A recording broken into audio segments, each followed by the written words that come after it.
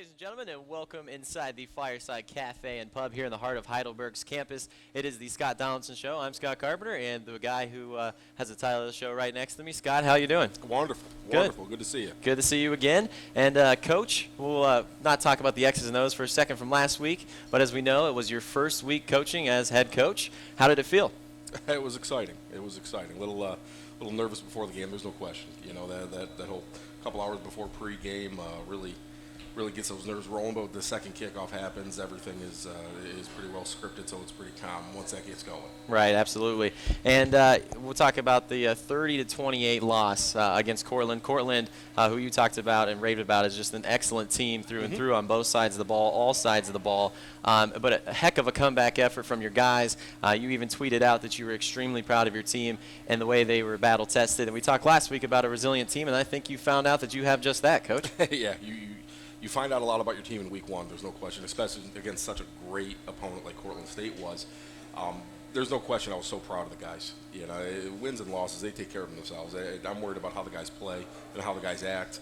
And they acted with complete class, and they played hard as heck every single minute of that game. There's no question. Yeah, absolutely. And when you're looking at the team and that comeback stretch that they had, going down 30-14, entering the fourth quarter, on the verge of scoring going into the fourth quarter, which helps. What changed there?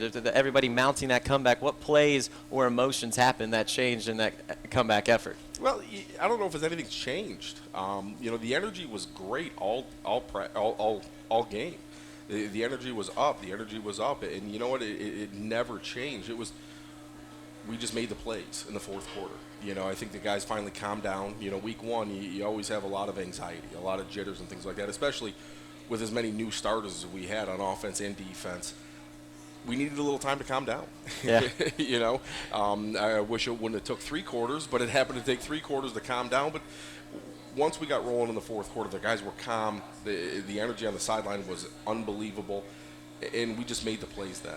Yeah, and you talked about that energy there in the locker room and everything like that you were going into that week, and all the sorts of preparations that they took to be battle tested, and we can say that they are.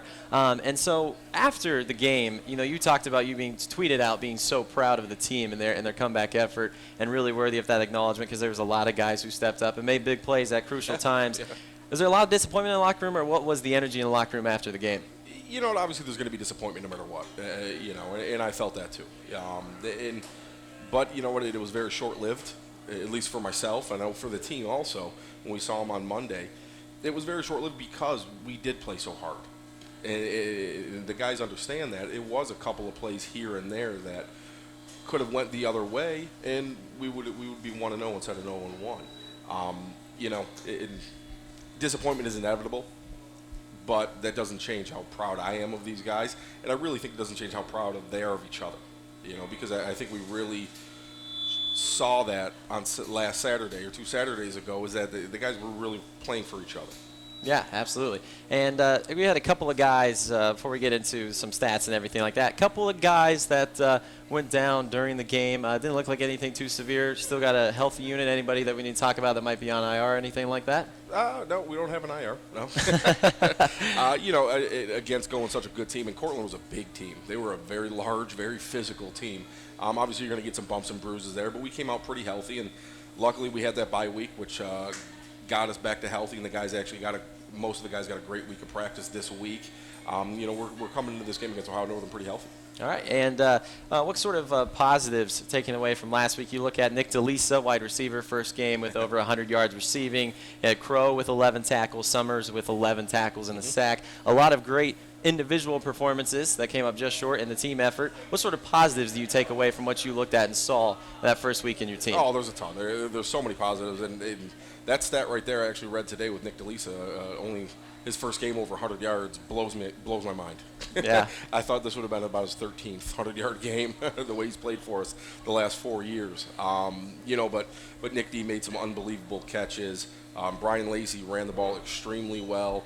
Defensively, we got pressure on the quarterback more than I've ever seen, and we've always gotten great pressure on the quarterback at the time.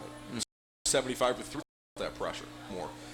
The offensive line, which there's a lot more positives. You know, one is that we can go back to camp mode and work on ourselves. Okay, so it's not about preparing for an opponent. It's about thing we needed to work on, especially this weekend, last week during the bye week, was our money downs on both sides of the ball, third and fourth downs. Our offense being able to sustain drives, for longer than 4 or 3 or 6 plays, and defense getting off the field when we get those opportunities. I think that was the one stat you look at that really affected the outcome of that game.